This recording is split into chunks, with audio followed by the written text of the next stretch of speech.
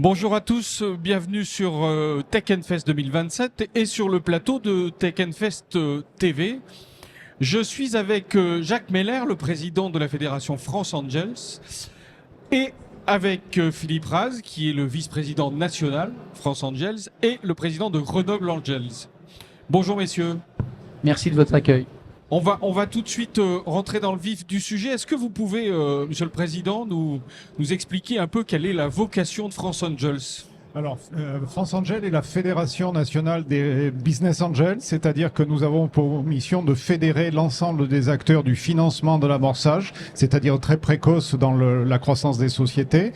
Et donc, nous sommes là pour fédérer l'ensemble de ces investisseurs privés. Nous sommes souvent les premiers investisseurs privés à rentrer au capital des startups, juste après les fondateurs et éventuellement leurs amis proches. Ces investisseurs que vous fédérez sont des banquiers, sont d'autres entrepreneurs. Ce sont des individus, des personnes physiques, alors qui sont entrepreneurs, mais aussi médecins, consultants, etc., qui ont toutes sortes et qui sont passionnés par l'innovation et par l'entreprise. Et donc, leur objectif, c'est de contribuer à financer et à accompagner ces nouvelles entreprises, ces startups, pour qu'elles soient des succès. France Angels, il y a un maillage territorial assez important, Philippe Raz. Oui, tout à fait. Donc France Angels, la fédération d'un ensemble de réseaux.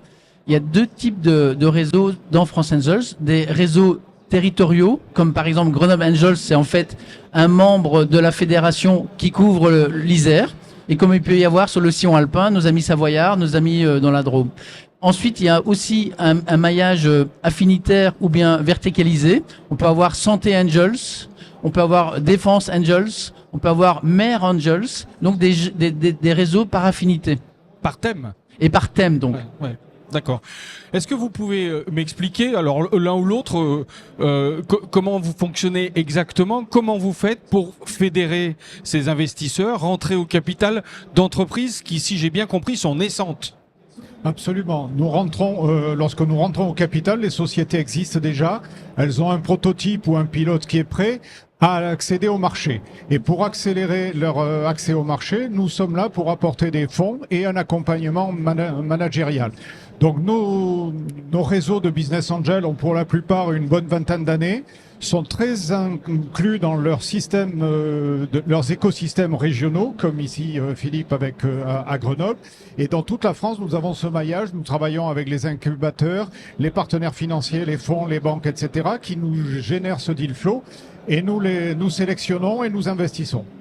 Vous sélectionnez des entreprises qui se présentent à vous, qui sont candidates, si j'ose dire. Absolument. Donc, on a ce processus de sélection qui permet de choisir les entreprises qui sont qui sont prêtes à lever des fonds. Parfois, elles sont un peu trop tôt, parfois c'est un peu trop tard. Donc, à nous de choisir le bon timing pour les sélectionner et les financer.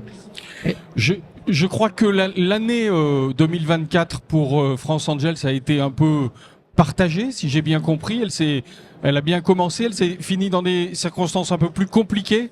Expliquez-nous un petit peu. Alors, absolument. On a une année 2024. Alors, on attend les chiffres définitifs de fin d'année, mais on peut dire qu'il y a un premier semestre qui était plutôt bien dans la tendance de l'année 2023, qui était tout à fait correct au niveau des levées de fonds. Et le deuxième semestre, pour des raisons objectives de contexte économico-politique et fiscal, a induit un peu de fébrilité chez nos investisseurs. Donc on attend les chiffres, mais on craint un tassement sur le second semestre des volumes d'investis. Ça veut dire que sur cette deuxième partie de 2024, vous avez eu moins d'investisseurs. Les gens étaient un peu plus frileux sur l'investissement. C'est ça le... En fait, ce qu'on peut dire, c'est que comme on est des personnes physiques qui apportons de l'argent au capital d'entreprises qui sont en amorçage, qui cherchent entre 50 000 à 2 millions, on prend des risques et on les prend à côté de l'entrepreneur. Et ces prises de risques, elles ont le besoin d'avoir un écosystème économique, une clarté sur ce qui se passe. Et donc, ça peut pouvoir faire peur que de le faire à un moment où il y a une incertitude de ce point de vue-là. Mais la chance que nous avons, c'est que chacun d'entre nous, on investit en apportant trois choses: du capital, des compétences, des connexions. France Angels existe depuis 24 ans. Grenoble Angels est dans sa 20e année d'anniversaire. Donc, on commence à être assez lisible pour ces entrepreneurs qui cherchent des fonds à cette période où ils ont besoin de conseils, de connexions et de capital. Mais on ne pourra jamais investir tout seul. Donc oui, ça se tasse, comme dit Jacques juste avant.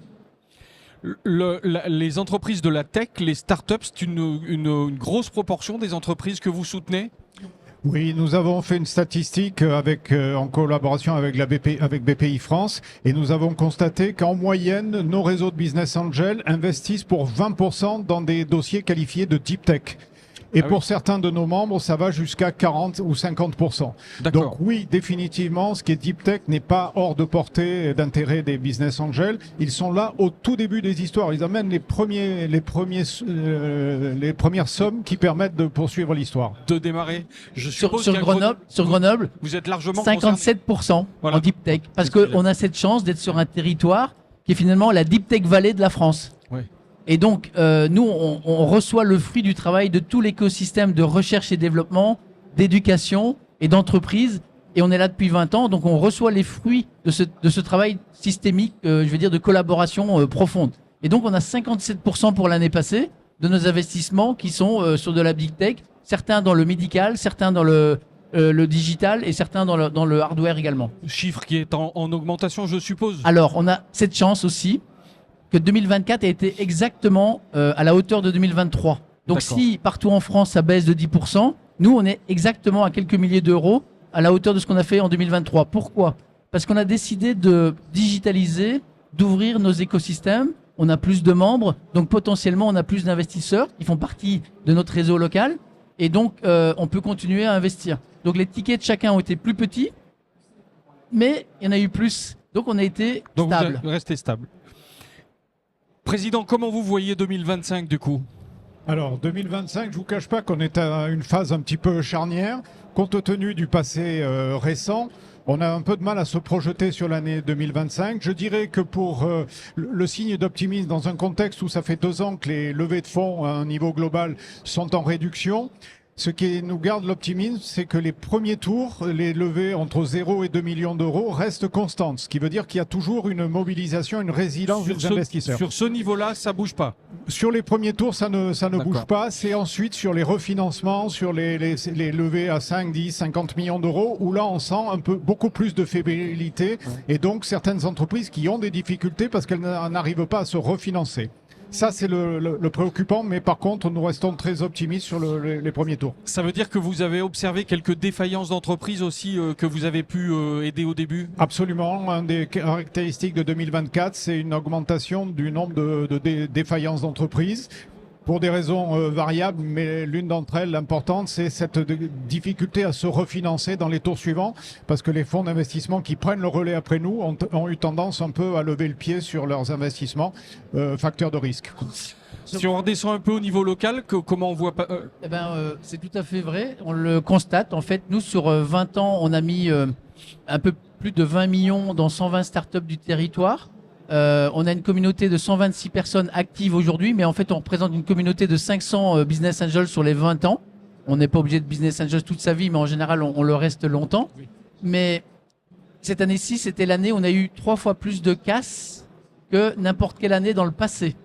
On a eu 17 opérations financées, mais on a eu 12 sociétés qui ont disparu, mais qu'on a accompagnées il y a 2 ans, il y a 10 ans, il y a 3 ans. Voilà, donc comme notre portefeuille d'accompagnement augmente, il n'est pas non plus anormal de voir plus de casses, mais il y en a eu plus par un facteur de 2 à 3. Ouais.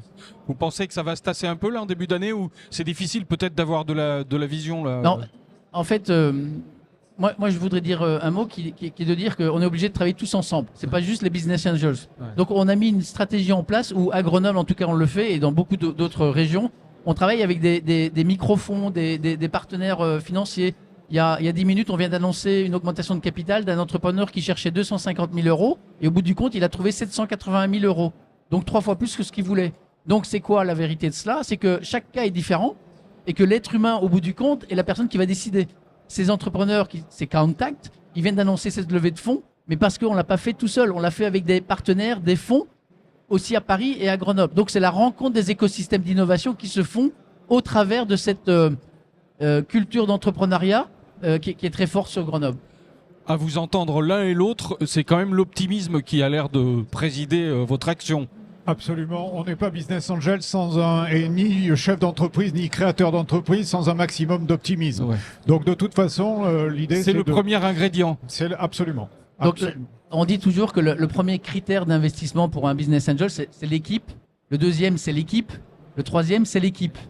Et ensuite, nous sommes des personnes dans la cartographie de nos membres, c'est des gens qui ont été dirigeants eux-mêmes, qui ont envie de rendre tout ce qu'ils ont appris dans leur vie. Ils ont peut-être encore une activité en cours ou ils ont vendu leur activité et ils veulent rendre ce qu'ils ont pu gagner, contribuer. Et donc, ils le font aussi par amour de leur territoire, là où ils ont grandi. Moi, personnellement, je ne suis pas né ici, mais je suis venu vivre ici. Et c'est cette association-là, Grenoble Angels, qui m'a permis de grandir sur les 20 dernières années. Et donc ça, on ne peut pas l'oublier. Donc on ne s'arrête pas. Vous avez envie de restituer un peu de ce que la région vous a apporté. Voilà, et exactement. le tissu industriel. Exactement. J'ai une dernière question à laquelle vous allez répondre tous les deux. Le thème de Tech Fest cette année, c'est le sens de la tech.